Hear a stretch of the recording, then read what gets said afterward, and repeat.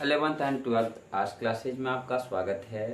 Arts classes में GK की batch 6 सितंबर 2021 से प्रारंभ होने जा रही है। आप हमारे YouTube channel arts classes Saharsa पर वेद व्यास के जन्म की रहस्य सुनते आ रहे थे कि बहुत जल्द इसकी रहस्य की जानकारी आप लोगों को हमारे चैनल के माध्यम से दी जाएगी।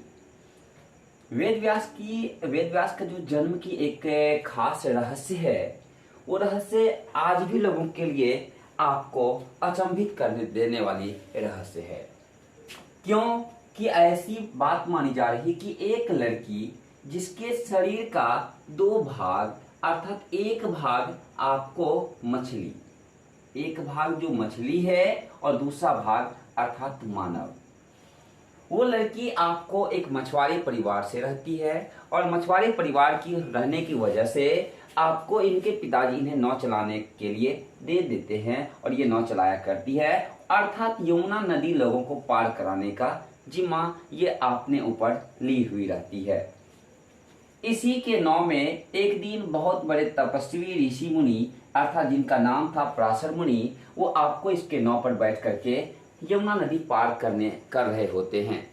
यमुना नदी पार कर रहे होते हैं। इसी दौरान आपको मत्स्यगंधा के जो शरीर के ऊपरी भाग पर एक आपको कपड़ा रहता है, जिन्हें हम लोग ओढ़नी के नाम से भी जानते हैं, वो इसके आपको शरीर के ऊपरी भाग में रहता है। वो आपको नाव चलाने के दौरान इनकी कहा जाता है कि इनके शरीर पे से जब गिर जाता है तो पराशर मुनि का मन विचलित हो जाता है।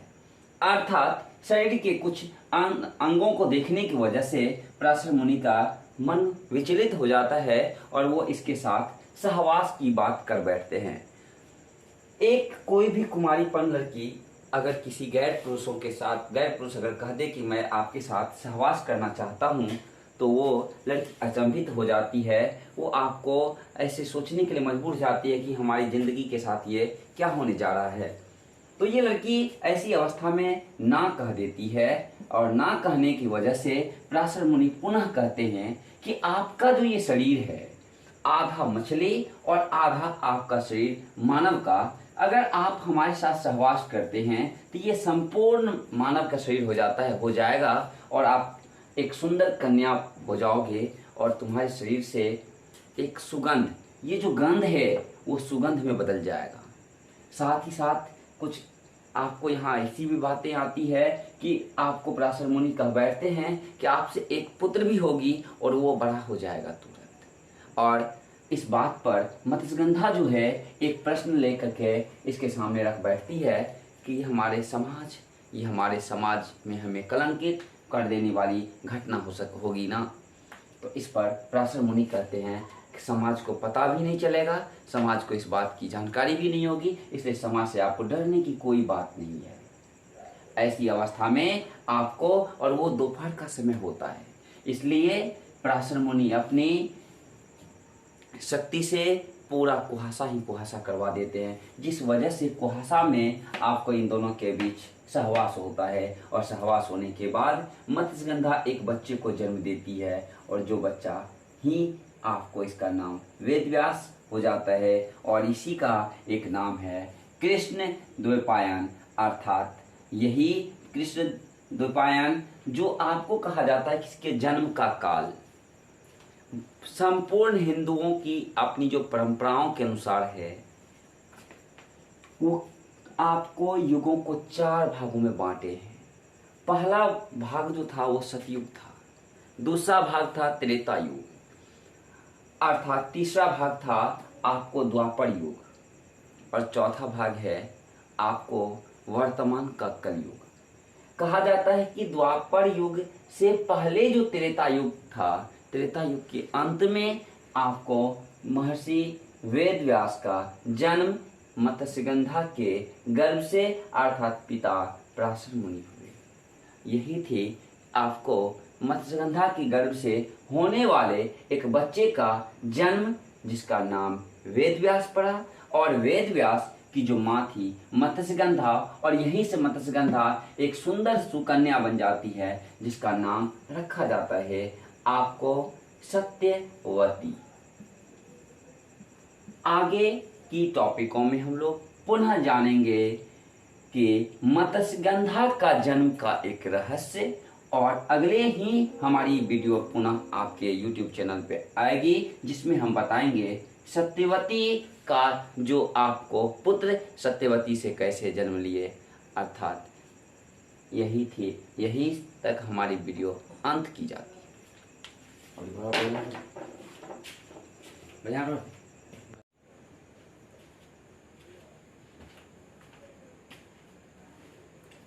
11th एंड 12th आज क्लासेज में आपका स्वागत है। आज क्लासेज में जीके की बैच 6 सितंबर 2021 से प्रारंभ होने जा रही है।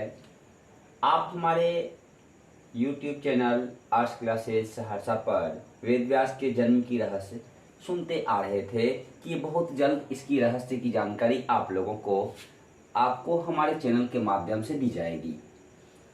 वेद व्यास का जो जन्म की एक खास रहस्य है, वो रहस्य आज भी लोगों के लिए आपको अचंभित कर देने वाली रहस्य है। क्यों कि ऐसी बात मानी जा रही कि एक लड़की जिसके शरीर का 2 भाग, अर्थात एक भाग आपको मछली, एक भाग जो मछली है और दूसरा भाग अर्थात मानव, वो लड़की आपको एक मछुआरे परिवार से रहती है और मछुआरे परिवार की रहने की वजह से आपको इनके पिताजी इन्हें नाव चलाने के लिए दे देते हैं और ये नाव चलाया करती है। अर्थात यमुना नदी लोगों को पार कराने का जिम्मा ये आपने ऊपर ली हुई रहती है। इसी के नाव में एक दिन बहुत बड़े तपस्वी ऋषि मुनि, अर्थात जिनका नाम था पराशर मुनि, वो आपको इसके नाव पर बैठ करके यमुना नदी पार कर रहे होते हैं।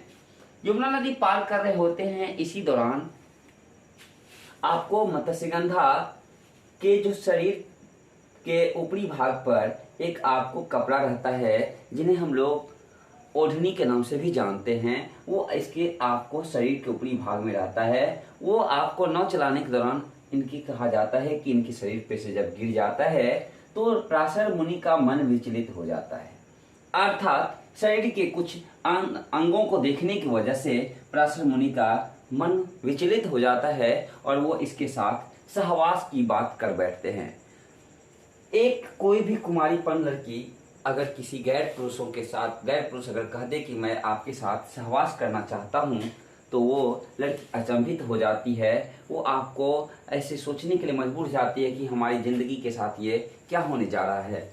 तो ये लड़की ऐसी अवस्था में ना कह देती है और ना कहने की वजह से पराशर मुनि पुनः कहते हैं कि आपका जो ये शरीर है, आधा मछली और आधा आपका शरीर मानव का, अगर आप हमारे साथ सहवास करते हैं तो ये संपूर्ण मानव का शरीर हो जाएगा और आप एक सुंदर कन्या हो जाओगे और तुम्हारे शरीर से एक सुगंध, ये जो गंध है वो सुगंध में बदल जाएगा। साथ ही साथ कुछ आपको यहाँ ऐसी भी बातें आती है कि आपको पराशर मुनि कह बैठते हैं कि आपसे एक पुत्र भी होगी और वो बड़ा हो जाएगा तुरंत। और इस बात पर मत्स्यगंधा जो है एक प्रश्न लेकर के इसके सामने रख बैठती है कि ये हमारे समाज में हमें कलंकित कर देने वाली घटना होगी ना। तो इस पर पराशर मुनि कहते हैं कि समाज को पता भी नहीं चलेगा, समाज को इस बात की जानकारी भी नहीं होगी, इसलिए समाज से आपको डरने की कोई बात नहीं है। ऐसी अवस्था में आपको, और वो दोपहर का समय होता है, इसलिए पराशर मुनि अपनी शक्ति से पूरा कुहासा करवा देते हैं, जिस वजह से कुहासा में आपको इन दोनों के बीच सहवास होता है। और सहवास होने के बाद मत्स्यगंधा एक बच्चे को जन्म देती है और जो बच्चा ही आपको इसका नाम वेद व्यास हो जाता है और इसी का एक नाम है कृष्ण द्वैपायन। अर्थात यही कृष्ण द्वैपायन जो आपको कहा जाता है कि इसके जन्म का काल संपूर्ण हिंदुओं की अपनी जो परंपराओं के अनुसार है, वो आपको युगों को 4 भागों में बांटे हैं। पहला भाग जो था वो सतयुग था, दूसरा भाग था त्रेता युग, अर्थात तीसरा भाग था आपको द्वापर युग और चौथा भाग है आपको वर्तमान का कलयुग। कहा जाता है कि द्वापर युग से पहले जो त्रेता युग था, त्रेता युग के अंत में आपको महर्षि वेदव्यास का जन्म मत्स्यगंधा के गर्भ से अर्थात पिता पराशर मुनि हुए। यही थी आपको मत्स्यगंधा की गर्भ से होने वाले एक बच्चे का जन्म, जिसका नाम वेदव्यास पड़ा। और वेदव्यास की जो माँ थी मत्स्यगंधा, और यहीं से मत्स्यगंधा एक सुंदर सुकन्या बन जाती है, जिसका नाम रखा जाता है आपको सत्यवती। आगे की टॉपिकों में हम लोग पुनः जानेंगे कि मत्स्यगंधा का जन्म का एक रहस्य, और अगले ही हमारी वीडियो पुनः आपके YouTube चैनल पे आएगी, जिसमें हम बताएंगे सत्यवती का जो आपको पुत्र सत्यवती से कैसे जन्म लिए। अर्थात यही तक हमारी वीडियो अंत की जाती है।